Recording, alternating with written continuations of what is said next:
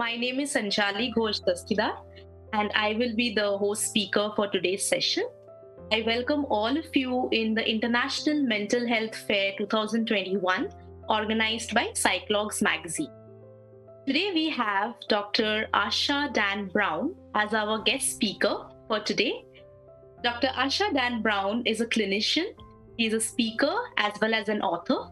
His books and lectures have transformed many minds of the readers and audiences around the world. He has served professional bodies like Washington State Counseling Association, Canadian Counseling and Psychotherapy Association, Brain Technology and Neuroscience Research Center, and many more. He has had the opportunity of being interviewed by various television channels, radios, magazines, and various newspaper columns. Today, he is here to share some insights about the effects of body shaming with all of us. So what is body shaming? Body shaming, as the name suggests, it's all about shaming someone's body type or the body shape. Everyone has a different notion of what is beauty. They define beauty as per body type or body shape, skin color, hair length, etc., etc. People are perceived as too thin, or sometimes as too tall, or too short, or too fat, or various different labels are given when we are perceiving someone's body. And also we perceive on the basis of what type of clothing they should wear or they should not wear. A body shamer can find it very difficult to accept their own body. They might end up criticizing their own appearance, and this can lead to various serious repercussions like low self-esteem, low self-confidence, and various mental health conditions like anxiety, depression, eating disorders, and many more. Before I hand over the stage to Dr. Asa Don Brown, I would like to take a moment to express my gratitude towards Dr. Arvind Ota and the entire Psychologs Magazine team for providing us this beautiful opportunity to be a part of this event. And on behalf of the entire team of Psychologs Magazine, I offer you the most grateful welcome, Doctor. Over to you, Doctor. Good morning from New York, and good afternoon. Thank you for this opportunity to be here, to be a guest, and to speak once again. The effects of body shaming is what you've asked me to speak on this morning. The effects of body shaming. Have you ever stopped to question, why am I entertaining other people's messages? What is it about the human psyche that causes us to feel the need to appease others? Are we conditioned to be a passive society? Do we listen to the words of others because it makes us feel accepted? We live in a society that is conditioned by the media, our educational systems, our communities, our neighbors, places of worship, and our families. From our earliest of memories, we are taught what is right and what is wrong. We are informed of what to wear and what not to wear. We've been told by a variety of practitioners what our ideal weight should be and what our height should be. Our parents may have even been given a growth chart to track our weight and our height throughout our development. As a society, we have become very conditioned to think that our bodies must fit into a specific set of parameters. It is strangely funny that we have a need not only to track our body mass index, but that everyone must fall within a certain parameter or guideline. The world is so obsessed with body image that there are ads that target specific issues. Beauty magazines are constantly offering tips on how to lose weight, to improve your appearance, what clothes to wear, what not to wear, and why we should care. What is body shaming? Body shaming is not gender, weight, height, or body specific. At its core, body shaming is an intentional act to humiliate another. It occurs through mocking, critical comments, and shaming related to one's body type. It is the intent of an individual not only to humiliate another, but to cause them to conform to a specific standard. Body shaming is anything that causes an individual to feel shame or disgust in relationship to his or her body. It perpetuates a false impression of the right body type and fuels self-doubt and issues related to self-esteem. It contributes to a number of psychological, physiological, and mental health disorders. Body shaming may be a projection of one's own perceptions and worldviews placed on the canvas of another. If I am not comfortable in my own skin, then I may deflect my own insecurities onto the image of another. Essentially, body shaming is anything that compromises the integrity and security of another. Shame has become the norm within our society. We live in a world that we're taught to be jealous of one another. Jealousy in itself is fostered through the media by the images of the perfect body and the perfect look. The media is not only one to blame. After all, through the media, we have the television and the movies that have a major influence on the ever-evolving and changing definition of the ideal body, but it's society itself that also is to blame. In today's society, the problem with the concept of the ideal body is unrealistic and unattainable for a majority of people. We, as a society, are all to blame for this unrealistic and often unattainable body type. The media is so enamored with the perfect body that ad campaigns often reflect it. In 2014, Victoria's Secret, they had an ad campaign called The Perfect Body, which was promoting the body lingerie line. The backlash of not only the media, the backlash of society had a boomerang effect and could be felt globally towards this campaign. Victoria's Secret had made a major misstep in its ad campaign. And ad campaigns are not only the only ones to blame for body shaming. Body shaming occurs throughout our society, and it is no longer isolated to the well-known. It's in each corner of our community. In recent years, there has been an uptick of body shaming occurring on social media, according to a study conducted by Dove Beauty Company. There are more and more women looking to social media for beauty tips, inspiration, and confirmation of their beautiful beings, their personal beauty. Sadly, Dove findings are alarming.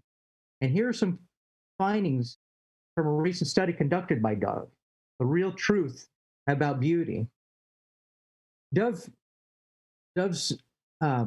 In Dove's research, it found that only 4% of women around the world consider themselves beautiful, or up from 2% in 2004.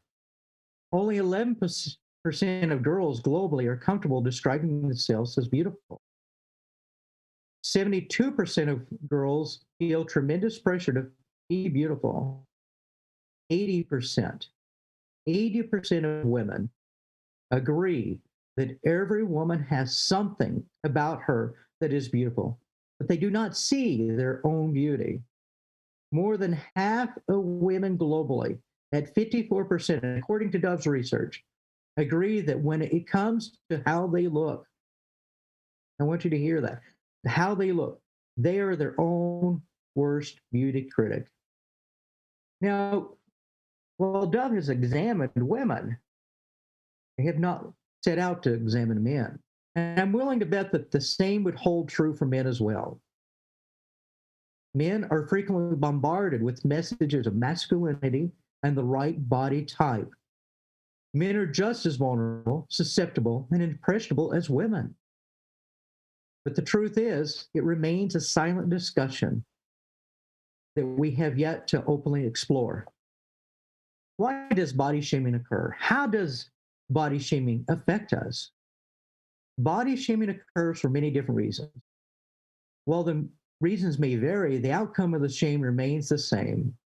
Whether the body shaming is intentional or not, it is an ability of decaying the perception of self and worldview.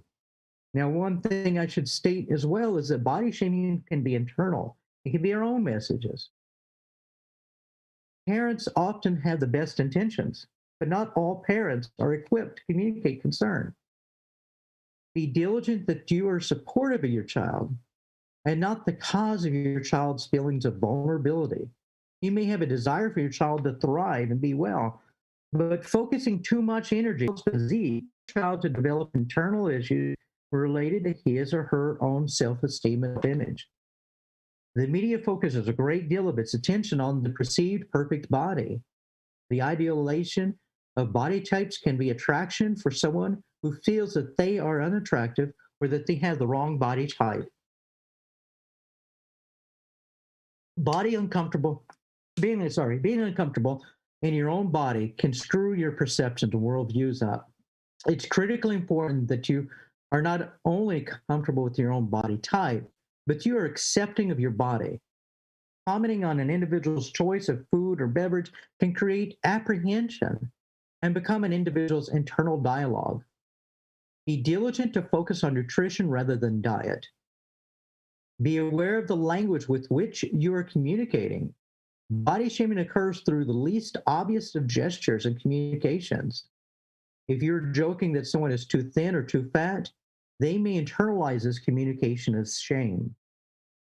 When we place too much emphasis on an individual's physical appearance rather than his or her abilities, talents, and state of mind, it can cause issues of body shaming. Judging an individual's sexuality can be a catalyst of an individual shame and embarrassment. Our sexuality is the way with which we express ourselves and reveal our bodies. Judging an individual based on the way with which they dress can create an overly conscious individual concerned about their own appearance. Another issue is judging someone based on issues with the body image. An individual who is struggling with the body issues will only feel more intense issues if they're pressured to do the opposite. And placing too much emphasis on being thin can have a negative effect, as I've mentioned. Let us not forget that there is no absolute when it comes to body image. The issue spans all weights, all body types. It ranges from individuals struggling with being overweight, underweight, and at the right weight. Do not be confused with body shaming and concerns for our health. There are many people who are genuinely concerned for our health and our well-being, but they too can be confused with the two and with how to express their concerns. There are individuals who may be shaming us through a veil of concern, though. It is sometimes difficult to distinguish between genuine care and shaming. Body shaming is not exclusive, as I said, to the female. Rather, it is everyone's issue. Men also have issues with feelings and experiencing body shame. We seldom consider the fact that men struggle just like their counterpart. Body shaming knows no allies. It occurs in the gym, on the track, in the boardroom, in the classroom, and in your home. The media is the greatest instigator of body shaming. The messages created by the media often employ attractive individuals posing with a product, but in reality, the attractive model may never even use that product. The Center for Foundation of Eating Disorders has estimated that only 5% of North Americans have body types similar to those portrayed in the media. I want you to hear that. 5% of those that are represented in the media are truly the source of those products. Are you trying to live up to the media's hype of perfection? Are going to continue to allow the media to define you? Learning to unconditionally love and accept and approve of yourself does not have to be a lifelong journey. Do not be dismayed if the journey has a few curves and obstacles in the road. You are capable of achieving a life beyond shame. Body shaming informs us that we will never live up. But the truth is, you can live beyond the hype. After all, you are a person worthy and capable of being your best. We need a global lesson on unconditional acceptance, approval, and love. We must realize that we are much more than this outer shell called our body. You are a person deserving of unconditional love, acceptance, and approval. You must begin recognizing and believing that you are deserving of the best. We must stop shaming and judging people based on their body type. If you're feeling overwhelmed with the social media, consider taking a break. Set down your phone, turn off your television. Be mindful of the conversations that you have with others. Do not entertain conversations that are belittling or unbecoming. Do your best to avoid conversations or messages that are not uplifting to your person or to others. Body shaming occurs for many different reasons, but the greatest of these is the acceptance of the message. Without the acceptance of this message, the shame has no leverage in our lives. Thank you. Thank you, doctor. I have one question. That is body shaming. So there are a lot of people who are unknowingly telling others, maybe for fun or maybe during bullying, or just telling others that you are too fat or you should do this, you should do that to improve yourself or appearance. Would we say that those people have some distortions in their thinking pattern or in their cognitions? Anything like, would you say they have distortions, or would you say that they themselves are going through some mental health conditions, like maybe they are depressed, or maybe they themselves view themselves in that position, like they themselves think that they are not good enough in their own appearance and they are projecting the same on their others? Mhm. So would you feel that this is one of the reasons behind people body shaming? Definitely, definitely. You know, we often see others the way we see ourselves. And if we're uncomfortable with our own being, how can we be comfortable with someone else's? And if we see someone else being similar to us, and this often happens between a child or a father and the son, a mother and her daughter, or vice versa, you know, if we see that person as we see ourselves, of course, we're going to feel that that person needs to work on things. Also, sometimes it's not so much just seeing that other person being like us. Sometimes we see the other person as having a greater issue than we have, or we avoid seeing our own issue and we transfer our issues onto that other person. You know, I've heard this by a number of individuals that they'll be part of a volunteer system or part of a sporting group or whatever, and someone like a coach or a coach or someone of this nature will see that individual and comment on their weight, and then that coach, for instance, may have a weight issue himself, and yet they don't see their issue as being the same. Or one that I've heard many times is that the person that's shaming is much larger, much more robust, and will comment on someone being too heavy, and that person may or may not be. They may be at their ideal weight. The other thing is, you know, we often associate with people being robust or being large, but it's not always a person that's large that's shamed. You know, there are people that often are thin that are shamed or feel shame. I've worked with individuals that often say that they don't like their body and they're well underweight. And they'll look at ads and see this perfect image of what the right ideal body is supposed to look like. And we know that, you know, through a lot of research, that a lot of models, especially those like with Victoria's Secret and other groups, will often be well underweight to fit into the clothes, to look the right way.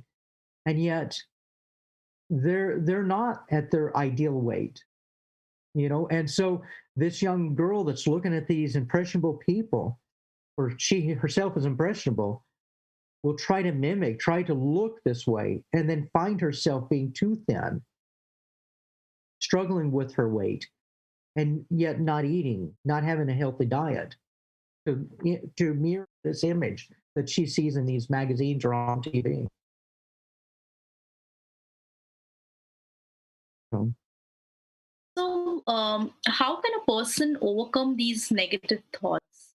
What will you like? What advice or strategies would you like to give them to How overcome can these they thoughts?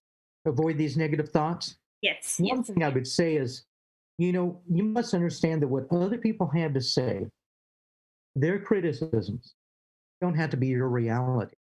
I accept, if I accept someone else's truth, if I accept someone else's comments, then it's my responsibility for accepting that. I don't have to accept other people's views of my person. But often we're conditioned to do that. We're taught to accept what other people think of us. The problem lies in there, first and foremost. We should stop accepting what other people believe about our person. Excuse me. The next thing is not only just, we can be polite about that. Say someone brings me some harm, and that's what we're doing. When we spill out something, when we dose out something that is negative, we're harming that other individual. But if someone brings me a plate of harm and offers it to me, and I don't accept it, I can do it in a gentle way. I don't have to be belligerent. I don't have to be mean. In many cases, I can look at them and say, "Thank you for giving me your opinion. I appreciate what you have to offer," and not be rude about it. They themselves don't have to know that we're not going to accept that. We're not internalizing that. And that's what happens. We internalize the messages that are being broadcast to us, whether actually through television or the media or through a friend or family member. They're broadcasting those messages. We decide to accept them into our lives. And if I decide to accept it into my life, then I'm identifying with that message. I need to stop identifying with that message and only accept the messages that are true about my person. You know, it brings me to a point, and that is, we often see ourselves not only as those messages, but we see ourselves as the messages that we broadcast as well. Those messages broadcast by others, and also the messages that we broadcast, that we believe. And so, we need to stop criticizing our appearance. We need to stop criticizing the appearance of others. And we need to start realizing what our true body is, our true person is, and seeing who we really are, the good within us. We need to start accepting that. And they've shown through research that people that have a good self image often portray that through their body. And that goes for dress as well. We're so conditioned because of religion or family or school or work, what we should be wearing. It's not, body image isn't just our physical body, it's everything about us. And so we'll wear the right style of clothes. We don't need to keep up with what the media is projecting as the right style. We need to know what's comfortable for our person. When we do what's comfortable for us as an individual, then we'll live a healthier life. Would it be because the people end up, accepting others' opinions like that, and they end up body shaming themselves? Would it be because people fear of being abandoned, the fear of getting isolated in the society? That's the reason they unconsciously get attributed towards others' messages, and they try to body shame themselves. Is it because of that? Certainly, in being an individual within society will often make people feel as though they're being rejected. If you live your truth, you'll often live outside of what is acceptable. And so that the thing is the more comfortable we become with ourselves, there's certain things that we should do and unconditionally do. A lot of people, all of us, I think at one time or another, have placed conditions on ourselves. I will like myself as long as I do this. I will love myself as long as I do that. I will approve of myself as long as I will love myself as long as I. And what we have to do is remove those conditions from our person. But as far as being on the outside, let me ask you this. Would you, if you have a child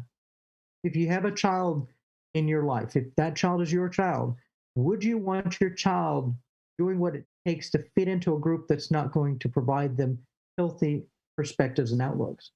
I would say there's no one that would want a child living in a or being a part of a group that's not going to do things to make them feel good about themselves. And yet we all accept false truths. We accept false narratives. And we do what we have to do sometimes to fit in. And fitting in isn't always what we should be doing. If we're not good, well, here's the other side of that is if we are good, if we are accepting of ourselves and we are no longer, if we remove all the conditions in our lives and we're no longer accepting these false narratives and we begin knowing what the truth is in us, guess what that does to other people? It doesn't push people away. Rather, they see strength in us. And so they come towards us. Now, there are going to be people that see that strength and feel it as hostile and will, try to remove us from their lives or reject what we're saying, our narrative. But, again, my children, I have 3 children. I do not want my children associating with people that tear them down. I'd rather them be around one person that uplifts them than being around a group of people that rip them apart. And, the more I love myself, the more I recognize that if I can only love myself or love others, let me step back. I can only love another person if I know what it is to love. I have to identify with what love is. Because if I don't have love within myself, how can I understand what love is? And if I can love myself, then I can offer that to someone else. If I can accept myself, then can I offer that to someone else? The same with approval. If I can approve of myself, then will I know what it is to approve another. But if I don't know what it is to love myself, how can I love another? And so when it comes to whatever body it is, whether it's family or friends, how much am I willing to allow my child? Am I willing to allow myself, my own internal child, to be berated by someone just to fit in? And that's the question I had to ask myself. Do I need to stay around this person? What benefit am I gaining from this individual? That's the reason we enter relationships. To be honest, every relationship we enter for a benefit, not only to us, but to them as well. What can I offer this person? What can I be offered? If they're offering me a plate of bad, if they're offering me a plate of negativity, why would I take that? And so, what I've tried teaching my children is only be around people that are going to uplift you. And I don't mean an egotistical uplifting. I don't mean narcissism. I mean uplift your spirit in a positive way. And you should be doing the same. You should uplift people in the same light that they uplift you. So at the end of the day, I look at each person as how much do I want to invest in this individual? My apologies. Let's look at it that way. Would I invest in something that was not going to give me a return financially? No. So would I invest in a relationship that's not going to give me positive feedback and a positive return? I'd hope not. We've all invested in people that aren't good for us. The question is why are we investing in something that's not good for us? Absolutely correct. Absolutely. Doctor, you spoke about not getting confused between body shaming and, taking care of our health, like, perceiving good for our health. And it is quite likely that confusion can result, Certainly. So how can a person understand the difference that he's taking care of his health, and when should he understand that when to draw the line, and he knows that if he crosses the line, it will turn into body shaming himself. So how can one person understand that difference in himself? Well, and that is a thin line, and we have to be careful with how we conduct ourselves. Whether it's individually or for someone else's benefit. One thing we can do is model that. If we have children, to model the right behavior of how to eat and what to eat and when to eat. A lot of people eat too late. Our society, there's unhealthy eating. There's eating disorders and disordered eating. Is what I'm trying to say. Eating disorders, we understand those. Those are like anorexia, bulimia, and things of this nature. Disordered eating, though, is what our society struggles with. We eat at the wrong time, the wrong types of food, the wrong amounts of food. And so we need to teach ourselves what I need for my body. What do I really need?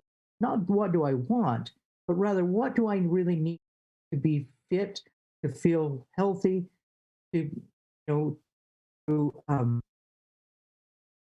be nourished, to get those nourishments into my body. As far as a child or something, we have to step back and understand that you can only say so much before you start. It becomes overwhelming for that child. It becomes almost a form of bullying if you go too far. You can gently do things, even for your own person, and remind yourself, and sometimes allow yourself a little slack too.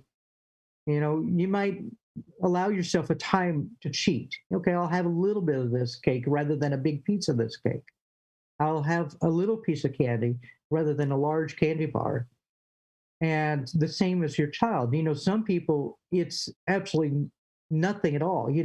They're trying to get their child fit, or they're trying to get themselves fit. And so they withdraw from everything. And now they're angry, they're upset, they're frustrated. They want to have that snack, they want to have that treat. And they go the opposite way. And that's not good either, because denying yourself of the occasional snack or something, it can be done in balance. And that's the thing, is with all this, you have to do this in balance. You have to do this with the right intention. And I often ask myself, if I'm offering constructive feedback to someone, I often ask, if you're feeling that you're being too critical of yourself, ask yourself, why is it? Are you not losing weight fast enough? We know that to lose weight, it's got to be done in the right increment and in a very slow pace. So you don't want to lose weight quickly. If you need to gain weight, you don't want to do that quickly either. And so, be good to yourself, love yourself. I often, for folks that have body image issues, I ask them to have a board of affirmations, to write it on a mirror, to have things that they have posted to remind themselves that, I'm good enough, I'm smart enough, and I love myself. Things of this nature. And,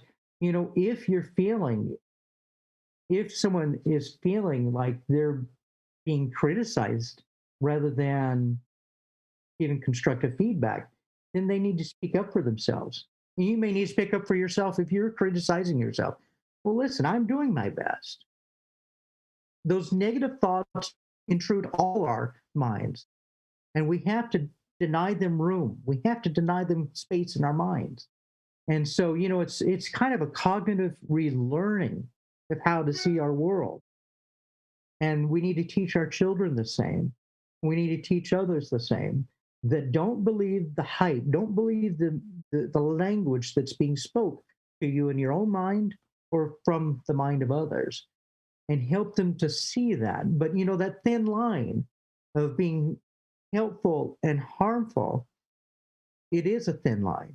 And we need to be very cognizant with what we're saying, and know that what we're saying, if I say, you're eating too much food, you need to stop eating too much food, that's very negative. But, there's other ways of going about that. And, for instance, if it's your own child, boy, I feel good. I feel like I've eaten a good dinner. You can say those kind of things to yourself out loud. And what that does is your child will start modeling those behaviors. They'll learn what you're doing. And if, say, they're not, then you can say beyond that, boy, I feel good. I feel like I've had a good meal. You see that your child's finishing up his or her meal and say, don't you feel like you've had a good meal? See, what I've done is not put them down, because I've known of children that will go beyond that and say, well, I'm still hungry. You kind of beat them to that punch by saying, I feel good. I feel like I've had a good meal. Don't you feel like you've had a good meal? And they'll begin to internalize those messages that you're broadcasting. But it is a fine line, and we need to be very careful and conscious and consider what we're saying. And it's we're going to make mistakes. That's the other thing, is if we make a mistake, apologize to yourself or apologize to that other person. Listen, I just love you. I care about you. And the message I spoke wasn't the message I intended on speaking. And so that's the other side of that is, if we end up being the person that seems to be coming across too harsh, we need to recognize that and let that person know that we love them and care about them. Yeah, that's very well said, Doctor. My last question for you is, what are the different strategies that a person can use, especially professions of mental health or any other professions, to spread awareness about body shaming? So there's a lot of posts which keeps coming in social media and articles. What are the other ways which we can reach out to maximum population to bring out the right message, especially to the teenagers and school children about body shaming? Well, you and I both know that we're not going to have a lot of teenagers watching this broadcast. Now, the parents will watch it, and so that's one way to get that message out there. The other message is to influence. Hopefully, you can go back many years and see famous individuals that have died because of disordered eating, or having issues with not disordered eating disorders, eating disorders. And one way, if we have influence in our lives, to use that influence, whether, say I'm a sports star, or I'm, a movie star, that would be one way to get the message out there, is get them to speak about their own internal dialogue, their struggles. That's one thing. Of course, we may not all have those connections. And so how do we do it at a local level? Well, we join our school boards, we join our community centers, and we put those messages out there. We create support groups as well for children that are struggling, whichever end of the spectrum they're on. And it may not always be deal with weight. Now, I've talked a lot about weight, but may be other areas of body image that they're struggling with. And so we need to create support groups to help these individuals, but also modeling. A lot of it comes back to how I present myself. How am I modeling in my own person? Am I good with myself? What are, a lot of times we don't think about this, but the messages that I speak to myself, no one else actually hears, but they see that message and they know that message, right? You know when you walk in the room with someone that you really care about and love, what they're thinking. They don't have to speak it. You know how they're feeling and thinking. And so we need to be aware of our own message, our own internal message, what we're projecting out there. And so that those around us, whether it's our child, our friend, our family member, that they see a positive message rather than a negative message. And so, but again, support groups, writing articles, there's so many things we could do. The schools themselves should have, to be honest, there are no programs in the schools that I've been around in the US or Canada that there's no classes to teach children how to see themselves. There are psych classes, but there are no psych classes to teach children how to see themselves in a positive way. And we need more of that kind of message. We have a lot of messages out there in the schools, but those messages aren't always constructive. And so we need more messages in the schools. We need more positive messages to teach children how to see themselves and to see the world. But there's so many avenues you can go down. Writing a blog as well would be another way to really combat this. But children themselves and youth aren't going to read those blogs.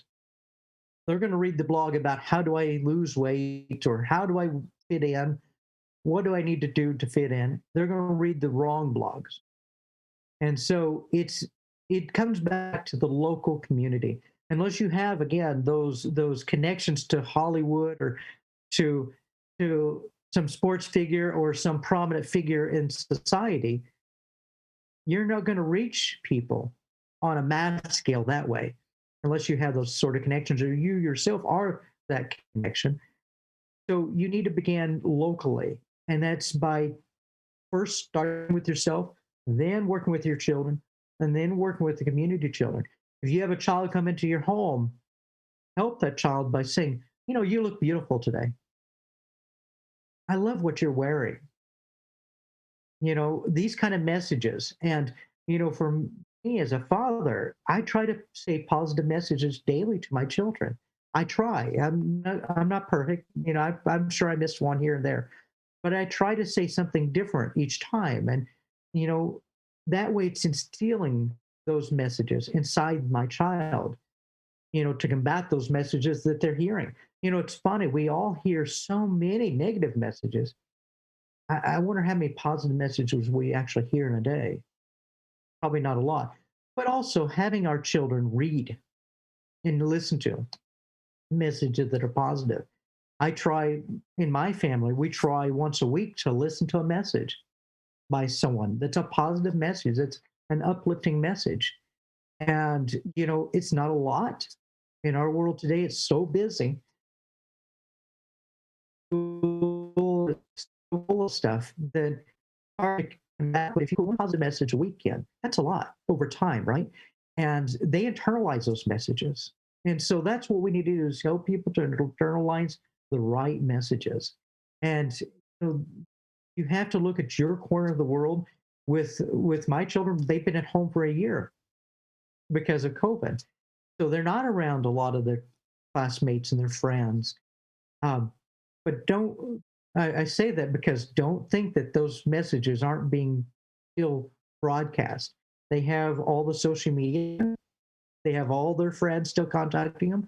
So they may not be encountering those messages in person, but they're still encountering them. And two, what they watch on television or on the iPad or on what I'm saying. You have to watch what they're doing because those messages, again, they're going to internalize. And so we need to be aware. You need to discuss things. You need to have conversations with people. And, and if say it's even a friend, have a conversation with them. If you feel that they're starting to have issues with their own internal dialogue, be honest, be direct, and let them know that you care about them and that you're here to uplift them. But I can't give you one absolute thing that we can go out there and do. It's a layer of things that we can do to help people in our community and our children and our families. The first step should always be bringing that change in you first before bringing it in others. That's the very important thing. We should all remember that. Well, thank you so much, Doctor, for your wonderful insights about this topic. It has clearly helped all of us, and will surely help others to create some awareness and bring this change into others' life, also to pass this message on to others and everyone, and creating that impact that body shaming is a very serious issue. Yeah? So thank you so much for taking some time out and gracing us with your presence. And thank you so much to Dr. Arvind Ota for providing us this with enriching experience to be a part of this event. A big thank you to the entire team of Psychologs Magazine for their sincere effort and making this event a success. And thank you so much to all of the audience who have been listening to this conversation. And thank you, Doctor, and I wish you a great day ahead. You too. Thank you. Thank you so much.